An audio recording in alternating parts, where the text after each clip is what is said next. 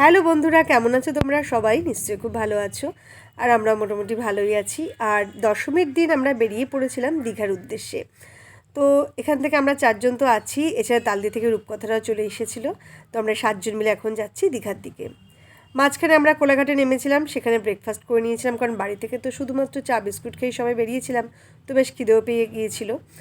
আর এখানে আমি আর আমার হাজব্যান্ড নিয়েছিলাম কচুরি আর তরকারি, আর ওরা নিয়েছিল রুটি, আলু ভাজা, তার সাথে একটা আলুর তরকারিও মনে ছিল, আর এছাড়া ডিম ভাজাও সবাই নিয়ে নিয়েছিল। আর এরপর আমরা সোজা পৌঁছে গেলাম দীঘাতে। প্রায় 1:30টা বেজে গিয়েছিলো দীঘাতে পৌঁছতে। তো চলো এখন ছোট্ট করে একটু ঘরগুলো তোমাদের সাথে, মানে হোটেলের রুমগুলো তোমাদের সাথে শেয়ার করে নিই। এই রুমটাতে আমরা উঠেছি, যেটা ডবল বেডরুম আছে, আর একটা রুমে উঠেছে রত্নারা। আর এখন কিন্তু আমরা বেশ টায়ার্ড, তাই আমরা ঠিক করেছি এখন স্নান টান করে কিছু খাওয়া দাওয়া করে নেব। আর এই দেখো, এটা হচ্ছে আমাদের ব্যালকনিটা, মানে আমাদের রুমের সাথে যে ব্যালকনিটা। এটা কিন্তু বেশ রোদ আসে, জামা কাপড় মেলবার পক্ষে একদম আদর্শ, একদম রাস্তার উপরই। আর এই পাশে যে ব্যালকনিটা, সেটা হচ্ছে রত্নাদের ব্যালকনি। এখানে রোদটা অপেক্ষাকৃত কম আসে আমাদের রুমের থেকে। তো যাই হোক, রুমগুলো কিন্তু বেশ ভালোই আছে, বেশ পছন্দই হয়েছে আমাদের। আমরা এসে গেছি হোটেলে।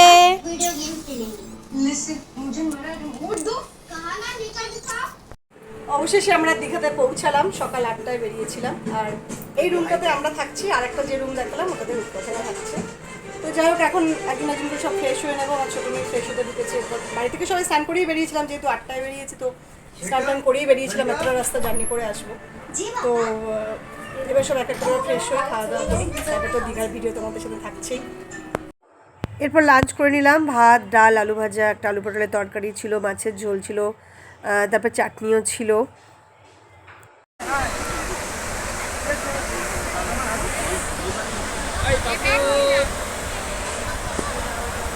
চালের পাপড়,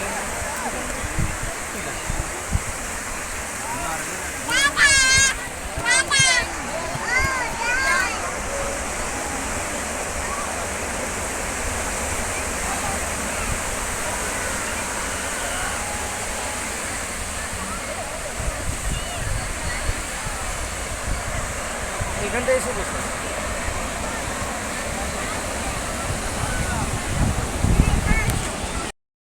খাওয়া দাওয়া করে একটু বিশ্রাম নিয়ে চলে আসলাম সি বিচে, এখন বিকালবেলা। আর দেখেছো কত মানুষ এখনও সমুদ্রে স্নান করছে। সন্ধে হতে কিন্তু বেশি একটা বাকি নেই, তাও কিন্তু এখনও অনেক মানুষ সমুদ্রে রয়েছে।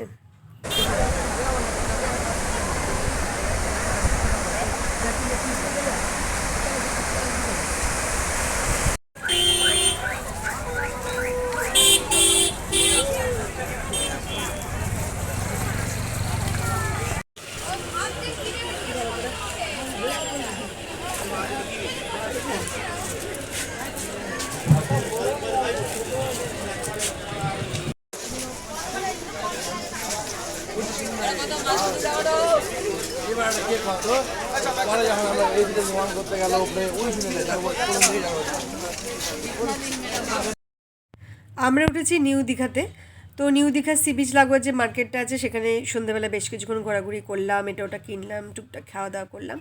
তারপর চলে আসলাম হোটেলের রুমে। এখন আমি ব্যালকনি থেকে তোমাদের সাথে ভিডিওটা শেয়ার করছি। আর দেখো সন্ধ্যাবেলায় কি সুন্দর লাগে ব্যালকনি থেকে চারপাশটা। বরঞ্চ দিনের বেলায় বেশিক্ষণ ব্যালকনিতে বসা যায় না, প্রচণ্ড রোদ, তো তাই খুব গরম লেগে যায়, কিন্তু সন্ধ্যাবেলায় অপূর্ব লাগে। আমি তো ঘন্টার পর ঘন্টা এখানে বসেই থাকতাম, ভীষণ ভালো লাগতো সন্ধ্যাবেলাটা এখানে বসে থাকতে। আর এটা এসেছি পরের দিন সকালবেলা।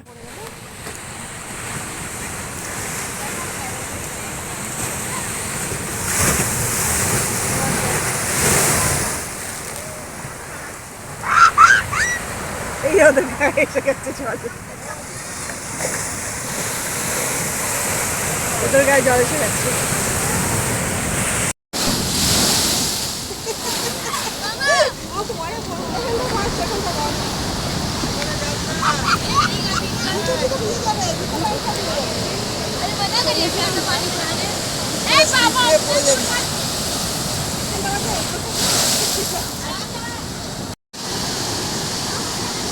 হ্যালো গাইজ, এখন আমরা বাড়িতে আবার চলে এসেছি। আমরা গেছিলাম ঘুরতে, যেখানে ঘোরার কথা ছিল সেখানে যেতে পারিনি। সো ওই দীঘার ওই বিচটাতে ঘুরে চলে এসেছি আমরা এখন।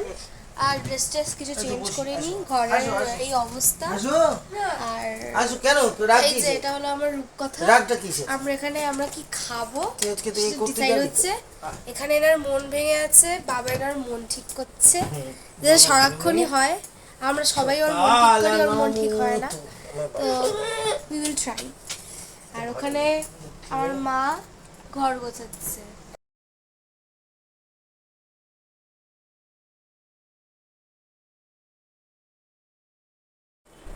এখন আমরা বসে বসে চিপস খাচ্ছি। আমাদের ব্রেকফাস্ট হয়ে গেছে। রূপকথা বলো আমরা ব্রেকফাস্টে কি কি খেলাম? আমরা খেয়েছি এগ ম্যাগি প্লাস স্যান্ডউইচ।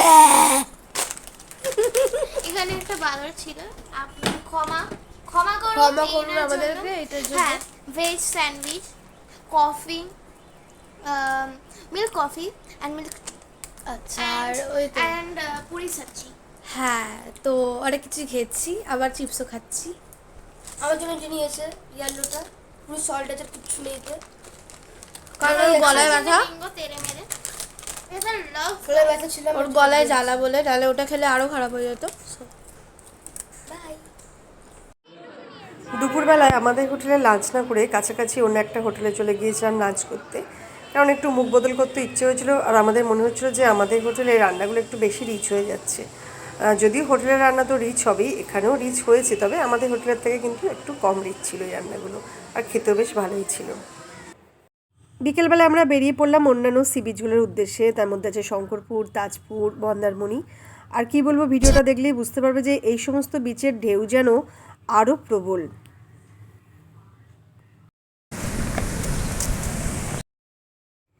একই সমুদ্র, কিন্তু যেন এক একটা জায়গায় তার ঢেউ এক এক রকম লাগে। তো আমরা ঠিক করলাম যে এরপরে যখন আসবো তখন এখানকারই কাছাকাছি কোনো হোটেলে উঠবো, কারণ এইগুলো যেন আমাদের দীঘার থেকেও বেশি ভালো লাগছে এখন।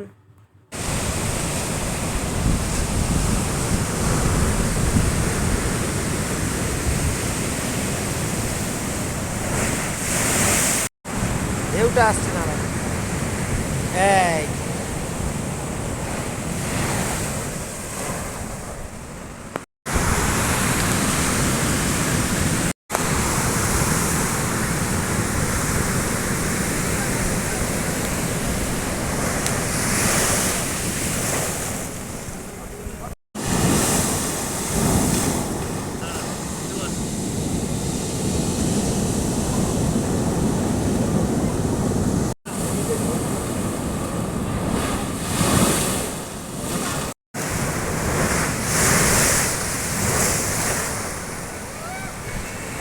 আসবে আসবে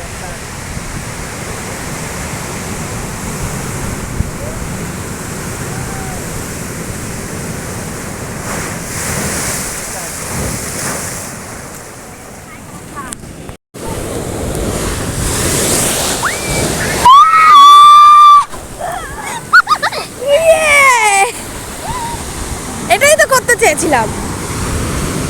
প্যান্টটা তুলে নে।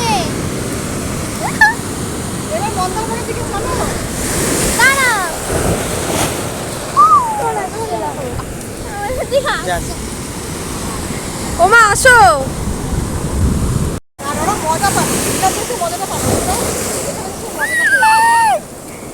এখানে যাবে না দূরে, যেও না লোভে যেও না। সমুদ্রের এই ঘূর্ণি তার জুতো কিন্তু পুরো ভিজে গেছে। চারটে বাজতে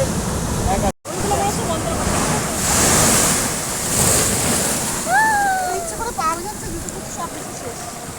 জুতো গাড়ি থেকে খুলে রাখবি, সব জামা ভেজা। লাস্টের ঢেউটা এত বড় ছিল, পুরো জামা এসে ভিজে দিয়েছে। আর এই জায়গাটা দেখো কি সুন্দর করে সাজানো হয়েছে। আর এখন আমরা রয়েছি শঙ্করপুরে, এবার আমরা যাব মন্দারমণির দিকে।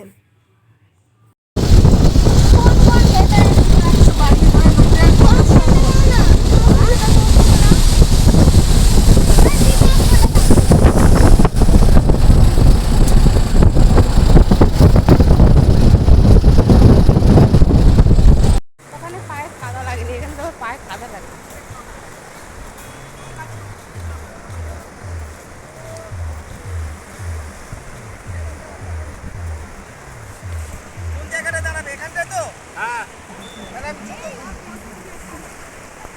বিশাল লঞ্চ ওখানে আসলে ওগুলো পরে একটু বেশি